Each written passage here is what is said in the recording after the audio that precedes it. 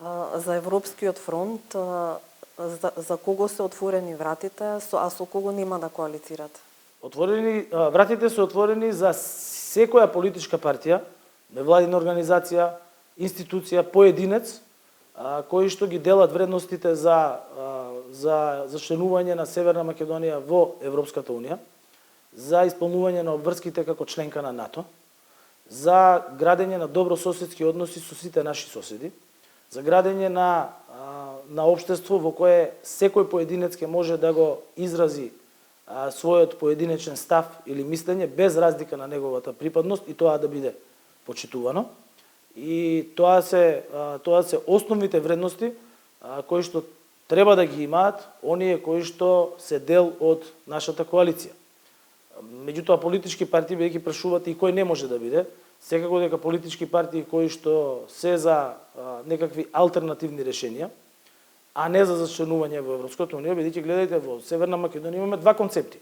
Едниот е за Европска Македонија и другиот е за изолација. Вие имате претседатели на политички партии кои велат дека 100 години нема да влеземе во Европската унија, ако треба и никогаш. Имате политичка партија чиј што претседателски кандидат излегува и вели дека треба да се поништи нашето зачленување во НАТО. Да се одржуваат поблиски односи со Кина отколку со Европска унија. Стратешкиот интерес на граѓаните, желбата на граѓаните, економската поврзаност на нашето општество е со Европската унија. Значи нашиот извоз и увоз над 60% се со Европската унија. Нашите инвестиции над 70% странските инвестиции доаѓаат од земјите членки на Европската унија. А на крајот и нашите граѓани кои што одат да работат во странство, одат да работат во земјите членки на Европската унија, тие не одат да работат во Кина, во Русија или во не знам какви други сателит држави на Русија. Тие одат во Европска унија. Зошто? Бидејќи во Европската унија има економски напредок, има социјална правда и има врвно владење на демократијата и правото. Дали можеби би коалицирале со Максим Димитриевски или со Стефчо Јакимовски?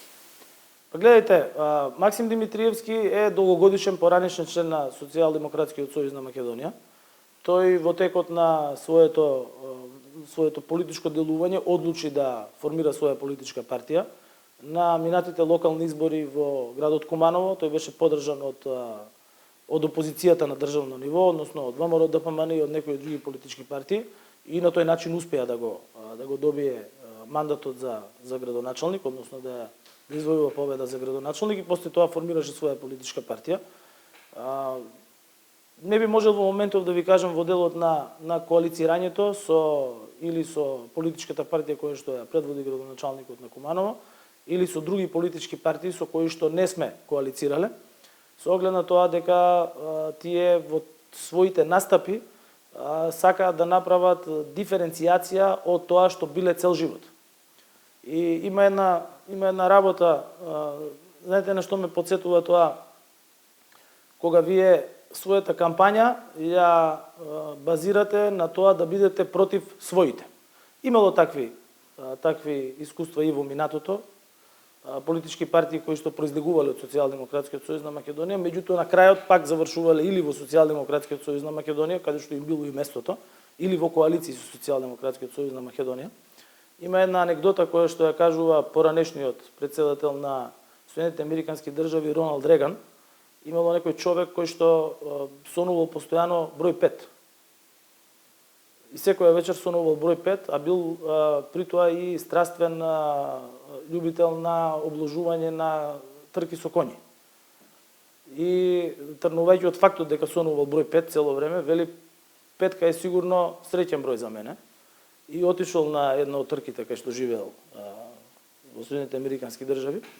И сите пари кои што ги имал ги ставил на трка број 5, на коњот и џокеот во стаза 5, па и коњот се викал 5 по 5.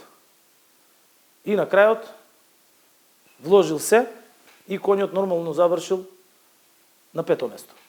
Така да отприлика така завршуваат тие ситуации во кои што човек се клади против своите. Така да видиме како ќе бидат изборите.